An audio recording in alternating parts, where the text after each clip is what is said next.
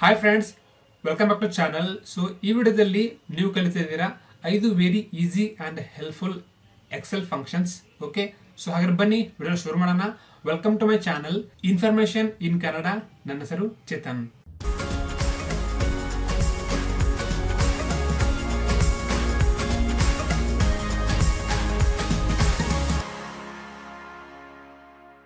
Okay, first one. So ನೀವು ಇಲ್ಲಿ ನೋಡ್ತಾ ಇದ್ದೀರಾ, ಇಲ್ಲಿ ಕಾಣ್ತಿದ್ಯಾ, ಇಲ್ಲಿ ಡೇಟ್ಸ್ ಇದೆ. ಸೊ ತುಂಬಾನೇ ಜಾಸ್ತಿ ಡೇಟ್ಸ್ ಇದೆ. ಹಾಗೆ ಪಕ್ಕದಲ್ಲಿ ಒಂದು ಕಾಲಮ್ ಇದೆ ಡೇ ಅಂತ. ಸೊ ನಾವು ಇವಾಗ ಏನು ಮಾಡಬೇಕು, ಈ ಒಂದು ದಿನದಲ್ಲಿ ಯಾವ ದಿನವಾಗಿತ್ತು, ಫಾರ್ ಎಕ್ಸಾಂಪಲ್ 1 ಫೆಬ್ರವರಿ 2022, ಈ ಒಂದು ದಿನದಲ್ಲಿ ಯಾವ ದಿನವಾಗಿತ್ತು, ಫಾರ್ ಎಕ್ಸಾಂಪಲ್ ಮಂಡೇ, ಟ್ಯೂಸ್ಡೇ, ಆ ರೀತಿಯಾಗಿ.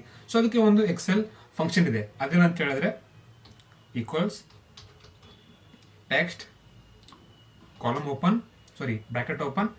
ಆಮೇಲೆ ಏನು ಮಾಡಬೇಕು, ಈ ಒಂದು ಡೇಟನ್ನು ಸೆಲೆಕ್ಟ್ ಮಾಡಬೇಕು. ಓಕೆ, ಸೆಲೆಕ್ಟ್ ಮಾಡಿದ್ರೆ ಆಮೇಲೆ ಕಾಮ ಆದಮೇಲೆ ಡಬಲ್ ಕೋಟ್, ಅದಾದಮೇಲೆ ನೆಕ್ಸ್ಟು ಸ್ಮಾಲ್ ಲೆಟರ್ ಹಾಕಿ, ಡಿ ಹಾಕಿ, ಆಮೇಲೆ one more time double quote, ಆಮೇಲೆ ಬ್ರಾಕೆಟ್ ಕ್ಲೋಸ್. ಓಕೆ, ಸೊ ನೋಡ್ತಾ ಇದ್ದೀರಾ. ಸೊ 1 ಫೆಬ್ರವರಿ 2022 ಯಾವ ದಿನವಾಗಿದೆ, ಟ್ಯೂಸ್ಡೇ ಆಗಿದೆ. ಸೊ ಈ ರೀತಿಯಾಗಿ ಇದೇ ಫಾರ್ಮುಲಾನ ಕಾಪಿ ಮಾಡಿ ಇವೆಲ್ಲಕ್ಕೂ ಪೇಸ್ಟ್ ಮಾಡಿದ್ರೆ ಸೊ ಇಮಿಡಿಯೇಟ್ ಆಗಿ ನೀವು ಡೇಟ್ಸನ್ನು ಡೇ ಆಗಿ ಚೇಂಜ್ ಮಾಡ್ಕೋಬೋದು. Okay, so next one. So ಇಲ್ಲೊಂದು ಡಾಟಾ ಲಿಸ್ಟ್ ಇದೆ. ಫಾರ್ ಎಕ್ಸಾಂಪಲ್ ನೇಮ್ ಇದೆ ಇಲ್ಲಿ. ಓಕೆ, ಸೊ ಇದು ನನ್ನ ನೇಮ್. ಆದಮೇಲೆ ನೀವು ಒಂದು ಫಾರ್ಮ್ಯಾಟನ್ನು ಮಾಡಬೇಕು ಅಂತ ಹೇಳಿದ್ರೆ, ಫಾರ್ ಎಕ್ಸಾಂಪಲ್ ಈ ರೀತಿ ಒಂದು ಫಾರ್ಮ್ಯಾಟ್ ಮಾಡಬೇಕು. ಆದಮೇಲೆ ಇಲ್ಲಿ ಕಾಣ್ತಿದೆಯಾ DOB ಅಂದರೆ ಡೇಟ್ ಆಫ್ ಬರ್ತ್. ಅದಾದಮೇಲೆ ನೀವು ಬೇರೆಯವರಿಗೆ ಈ ಒಂದು ಎಕ್ಸೆಲ್ ಫಾರ್ಮ್ಯಾಟನ್ನು ಪ್ರಿಪ್ರೇಷನ್ ಮಾಡಿ ಕಳಿಸ್ಬೇಕು. ಸೊ ಅವ್ರು ಏನು ಮಾಡ್ತಾರೆ, ಅವ್ರಿಗೆ ಮನಸ್ಸಿಗೆ ಬಂದಂಗೆ ಅವ್ರು ಡಾಟಾ ಎಂಟ್ರಿ ಮಾಡ್ತಾರೆ. ಸೊ ನೀವು ಆ ರೀತಿ ಬೇಡ. ಸೊ ನೀವೇ ಆಲ್ರೆಡಿ ರೆಡಿಮೇಡಾಗಿ ಕೊಟ್ಟಿರ್ತೀರಾ. ಫಾರ್ ಎಕ್ಸಾಂಪಲ್ ಡೇಟಲ್ಲಿ ಕ್ಲಿಕ್ ಮಾಡಿದ್ರೆ ಇಲ್ಲಿ ಕಾಣ್ತಿದ್ಯಾ 1 ರಿಂದ 31. ಅದೇ ರೀತಿ ಮಂತಲ್ಲಿ ಜನವರಿಯಿಂದ ಡಿಸೆಂಬರ್, ಅದೇ ರೀತಿ ಇಯರ್ಲು ಕೂಡ. ಸೊ ನೀವು ಯಾವ ವರ್ಷ ಕೊಟ್ಟಿರ್ತೀರಾ ಅದು ಇಲ್ಲಿ ಬರುತ್ತೆ. ಸೊ ಈ ರೀತಿಯಾಗಿ ನೀವು ಯಾವ ರೀತಿ ಮಾಡ್ಬೋದು ಅಂತ ಈಗ ನೋಡೋಣ. ಓಕೆ, ಸೊ ಇದನ್ನ ಮಾಡೋದಕ್ಕೆ ಫಸ್ಟ್ ನೀವು ಡೇಟ್, ಮಂತ್ ಮತ್ತು ಇಯರ್ ಇದನ್ನ ಡಾಟಾ ಪ್ರಿಪರೇಷನ್ ಮಾಡಬೇಕು. ಇಲ್ಲಿ ಕಾಣ್ತಿದೆಯಾ ಡೇಟ್ 1 to 31, ಅದೇ ರೀತಿ ಮಂತ್, ಹಾಗೆಯೇ ಇಯರ್. ಸೊ ನಾನು ಆಲ್ರೆಡಿ ಮಾಡಿದ್ದೀನಿ.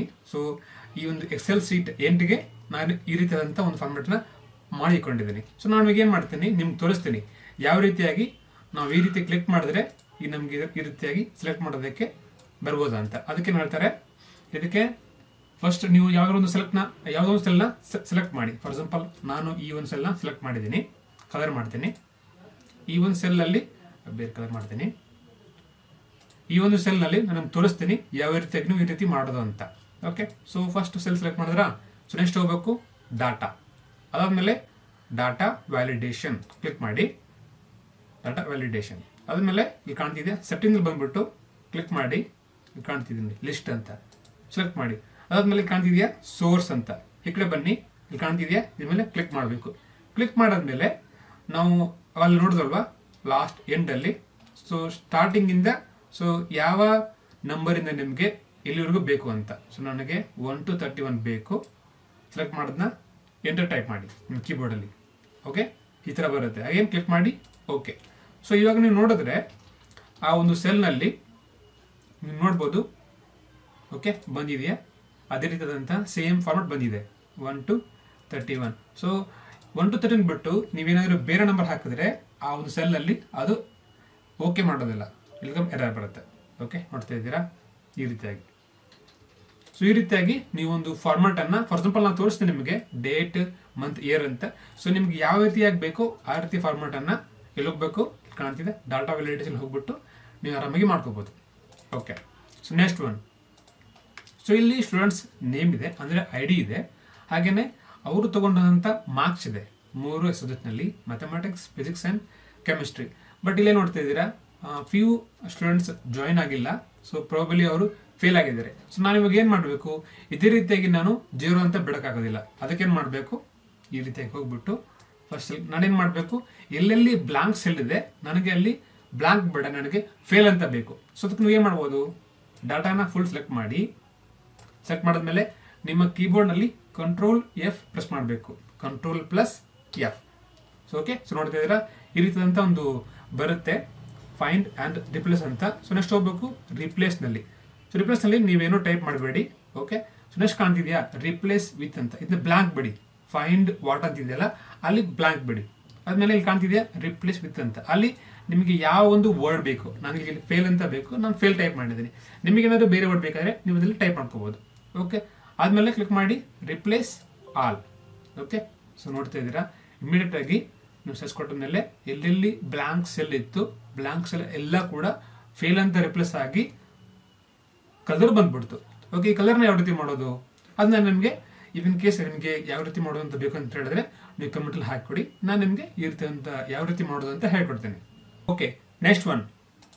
ಸೊ ಇಲ್ಲಿ ನೋಡ್ತಾ ಇದ್ದೀರಾ ಇಲ್ಲೊಂದು ಸಿಂಪಲ್ ಫಾರ್ಮ್ಯಾಟ್ ಇದೆ, ಸೀರಿಯಲ್ ನಂಬರ್ ಇದೆ, ಆಕ್ಟಿವಿಟಿ ಇದೆ, ಹಾಗೆ ಇನ್ನೊಂದು ಡ್ಯೂ ಡೇಟ್ ಇದೆ. ಇದೇನಂತ ಹೇಳಿದ್ರೆ ಈ ಒಂದು ಕೆಲಸನ ನೀವು 21 ಜನವರಿಗೆ ಕಂಪ್ಲೀಟ್ ಮಾಡಬೇಕಿತ್ತು. ಓಕೆ, ಸೊ ಇವಾಗ ಏನಾಗಿದೆ, ನೀವು 21 ಜನವರಿಗೆ ಕಂಪ್ಲೀಟ್ ಆಗಿಲ್ಲ activity. So already due date ಮೀರೋಗಿದೆ. ಸೊ ನೀವು ಅವಾಗ ಏನು ಮಾಡಬೇಕು, ಈ ಒಂದು ಡೇಟನ್ನು ಕ್ಯಾನ್ಸಲ್ ಮಾಡಿ ರಿವೈಸ್ ಡೇಟ್ ಅಂದರೆ ನೆಕ್ಸ್ಟ್ ಡೇಟ್ ನೀವು ಯಾವಾಗ ಕಂಪ್ಲೀಟ್ ಮಾಡ್ತೀರಾ ಅಂತ ಅಲ್ಲಿ ಬರೀಬೇಕು. ಸೊ ಅದನ್ನ ನೀವು ಯಾವ ರೀತಿ ಮಾಡೋದು, ಫಸ್ಟ್ ಹೋಗಿ ನಿಮ್ಮ ಮೌಸಿಂದ ಇದನ್ನ ಫುಲ್ ಸೆಲೆಕ್ಟ್ ಮಾಡಿ, ನಿಮ್ಮ ಮೌಸಿಂದ ರೈಟ್ ಕ್ಲಿಕ್ ಮಾಡಿ, ಫಾರ್ಮ್ಯಾಟ್ ಸೆಲ್ಸ್. ಸೊ ಇಲ್ಲಿ ಕಾಣ್ತಿದೆಯಾ ಎಫೆಕ್ಟ್ಸ್ ಸ್ಟ್ರೈಕ್ ಥ್ರೂ ಅಂತ. ಸೊ ಕ್ಲಿಕ್ ಮಾಡಿದ್ರೆ ಆ ಒಂದು ಡೇಟ್ ಮೇಲೆ ಈ ಥರ ಗೆರೆ ಬರುತ್ತೆ. ಕ್ಲಿಕ್ ಮಾಡಿ ಓಕೆ. ಸೊ ನೋಡ್ತಾ ಇದ್ದೀರಾ ಒಂದು ಗೆರೆ ಬಂತು. ಸೊ ಇವಾಗ ನೀವು ಒನ್ ಮೋರ್ ಟೈಮ್ ಆಲ್ಟ್ ಬಿಟ್ಟು ಇಂಟರ್ ಟೈಪ್ ಮಾಡಿ, ಅದೊಂದು ಸೆಲ್ ಮೇಲೆ ನಿಮಗೆ ಟೈಪ್ ಮಾಡೋದಕ್ಕೆ ಆಪ್ಷನ್ ಸಿಗುತ್ತೆ. ಸೊ ನಾನು ಇವಾಗ 21 ಮಾಡೋಕ್ಕಾಗಿಲ್ಲ, ನೆಕ್ಸ್ಟ್ ನಾನು ಮಾಡ್ತೀನಿ 25 ಆಗಸ್ಟ್. ಓಕೆ, ಸೊ ಆ ಒಂದು ಟೆಸ್ಟ್ ಮೇಲೂ ಕೂಡ ಈ ಥರ ಬಾರ್ ಬಂದಿದೆ. ಅದನ್ನ ಯಾವ ರೀತಿ ನೀವು ರಿಮೂವ್ ಮಾಡೋದು ಅಂತ ಹೇಳಿದ್ರೆ ಸೆಲೆಕ್ಟ್ ಮಾಡಿ, again format cells, strike through. Okay, so ಕಾಣ್ತಿದೆಯಾ. ಸೊ ಫಾರ್ ಎಕ್ಸಾಂಪಲ್ ಈ ಒಂದು ಆಕ್ಟಿವಿಟಿನ ನಾನು ಏನು ಮಾಡೋಕ್ಕಾಗಿತ್ತು, 21 ಜನವರಿಗೆ ಮಾಡಬೇಕಾಗಿತ್ತು. ಬೈ ಚಾನ್ಸ್ ಮಾಡೋಕ್ಕಾಗಲಿಲ್ಲ. ಸೊ ನೆಕ್ಸ್ಟ್ ಯಾವಾಗ ಮಾಡ್ತೀನಿ ಅಂತ. ಸೊ ನಾನು ನೆಕ್ಸ್ಟ್ ಯಾವಾಗ ಮಾಡ್ತೀನಿ, ಸೇಮ್ 25 ಆಗಸ್ಟ್ ಸೇಮ್ ಸೆಲ್ಲಲ್ಲಿ ಬರುತ್ತೆ. ಸೊ ನೀವು ಟೈಪ್ ಮಾಡ್ಬೋದು, ಆಲ್ಟ್ ಎಂಟರ್ ಅಂತ ಟೈಪ್ ಮಾಡಿದ್ರೆ ನಿಮಗೆ ಕೆಳಗಡೆ ಬರುತ್ತೆ ಟೈಪ್ ಮಾಡೋದಕ್ಕೆ. ಈ ಒಂದು ಫಾರ್ಮುಲಾನ ಯೂಸ್ ಮಾಡಿ ಒಂದೇ ಸೆಲ್ನಲ್ಲಿ ನೀವು ರಿವೈಸ್ ಡೇಟನ್ನು ಟೈಪ್ ಮಾಡ್ಕೋಬೋದು. Okay, so next one. So ಇಲ್ಲಿ ಕಾಣ್ತಿದೆಯಾ, ಇದು ಸಿಂಪಲ್ ಫಾರ್ಮ್ಯಾಟ್. ಇದು ಇಲ್ಲಿ ಮಂತ್ ಇದೆ, ಇಲ್ಲಿ ಅಮೌಂಟ್ ಇದೆ, ಸೊ ಇಲ್ಲಿ ಫೈನಲ್ ಅಮೌಂಟ್ ಇದೆ. ಸೊ ಫೈನಲ್ ಅಮೌಂಟ್ ಏನಂತ ಹೇಳಿದ್ರೆ ಫಾರ್ ಎಕ್ಸಾಂಪಲ್ ಜನವರಿ ಮಂತಲ್ಲಿ ಸೊ ನಾವು ಸೆಲ್ ಮಾಡಿರೋಂಥ ಅಮೌಂಟು 10,000.63.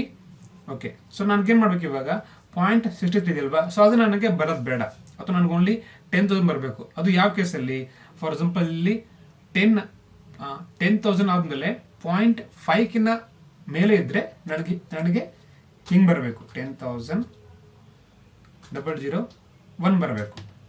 ಓಕೆ, ಅದೇ ರೀತಿ ಪಾಯಿಂಟ್ ಇಲ್ಲಿ ಕಾಣ್ತಿದೆ ಕೆಳಗಡೆ 0.5 ಒಳಗಿದ್ರೆ ಸೊ ನಮಗೇನು ಬರಬೇಕು, ಅದೇ ಸೇಮ್ ಅಮೌಂಟ್ ಬರಬೇಕು, ಅಂದರೆ 25,202. ಓಕೆ, ಸೊ ಫಾರ್ ಎಕ್ಸಾಂಪಲ್ ಇಲ್ಲಿ ಕಾಣ್ತಿದೆಯಾ 0 ಪಾಯಿಂಟ್ ಆದಮೇಲೆ 99 ಇದೆ, ಅಂದರೆ ಇದು 0.5 ಜಾಸ್ತಿ ಇದೆ. ಸೊ ಅವಾಗ ಏನು ಬರಬೇಕು ಅಂತ ಹೇಳಿದ್ರೆ ನನಗೆ ಈ ಒಂದು ಕೇಸಲ್ಲಿ 47,523 ಅಂದರೆ 47,523 ಅಂತ ಬರಬೇಕು. ಸೊ ಇದನ್ನು ನೀವು ಒಂದೊಂದಾಗಿ ಮ್ಯಾನುವಲಿ ಮಾಡೋಕ್ಕಾಗೋದಿಲ್ಲ. ಕಡಿಮೆ ಡೇಟಾ ಇದ್ರೆ ಮಾಡ್ಬೋದು. ಅದೇ ರೀತಿ ಇನ್ ಕೇಸ್ ಜಾಸ್ತಿ ಡೇಟಾ ಇದ್ದಾಗ ಒಂದು ಫಂಕ್ಷನ್ ಇದೆ, ಅದೇನಂತ ಹೇಳಿದ್ರೆ ರೌಂಡ್ ಅಂತ ಒಂದು ಫಂಕ್ಷನ್ ಇದೆ. ಈಕ್ವಲ್ಸ್ ROUND ರೌಂಡ್, ಸೆಲೆಕ್ಟ್ ಮಾಡಿ, ಕಾಮಾ 0. ಓಕೆ, ಸೊ ಇಲ್ಲಿ ಕಾಣ್ತಿದೆ 0.63 ಇದೆ, ಅಂದರೆ 0.5 ಜಾಸ್ತಿ ಆಯಿತು. ಸೊ ನನಗೆ ಒಂದು ಡಿಜಿಟ್ ಜಾಸ್ತಿ ಹೋಗಬೇಕು, ಬಂದಿದೆಯಾ ಅದೇ ರೀತಿ. ಸೊ ಸೇಮ್ ಫಾರ್ಮುಲಾನ ಕಾಪಿ ಮಾಡಿ ಪೇಸ್ಟ್ ಮಾಡ್ತೀನಿ. ಒನ್ ಟೈಮ್ ಕ್ರಾಸ್ ಚೆಕ್ ಮಾಡೋಣ.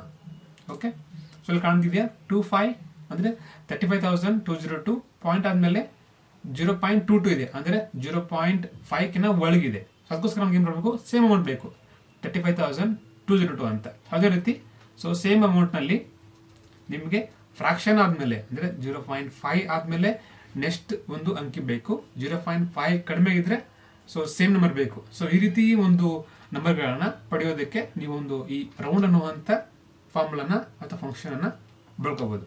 ಓಕೆ ಫ್ರೆಂಡ್ಸ್, ವಿಡಿಯೋ ನೋಡೋದ್ರಲ್ಲ, ಸೊ ನಾವು ಯಾವ ರೀತಿಯಾಗಿ ಈ 5 ಎಕ್ಸೆಲ್ ಫಂಕ್ಷನ್ಗಳನ್ನ ಯೂಸ್ ಮಾಡ್ಬೋದು ಅಂತ. ಸೊ ಈ ವಿಡಿಯೋದಲ್ಲಿ ನೀವೇನಾದರೂ ಒಂದು ಹೊಸ ವಿಷಯವನ್ನು ಕಲ್ತಿದ್ರೆ ವಿಡಿಯೋಗೆ ಒಂದು ಲೈಕ್ ಕೊಡಿ. ಹಾಗೆಯೇ ನೀವಿನ್ನೂ ನನ್ನ ಚಾನಲ್ಗೆ ಸಬ್ಸ್ಕ್ರೈಬ್ ಆಗಿಲ್ಲ ಅಂದರೆ ಸೊ ನೀವು ಈಸಿಯಾಗಿ ಆರಾಮಾಗಿ ಸಬ್ಸ್ಕ್ರೈಬ್ ಆಗ್ಬೋದು.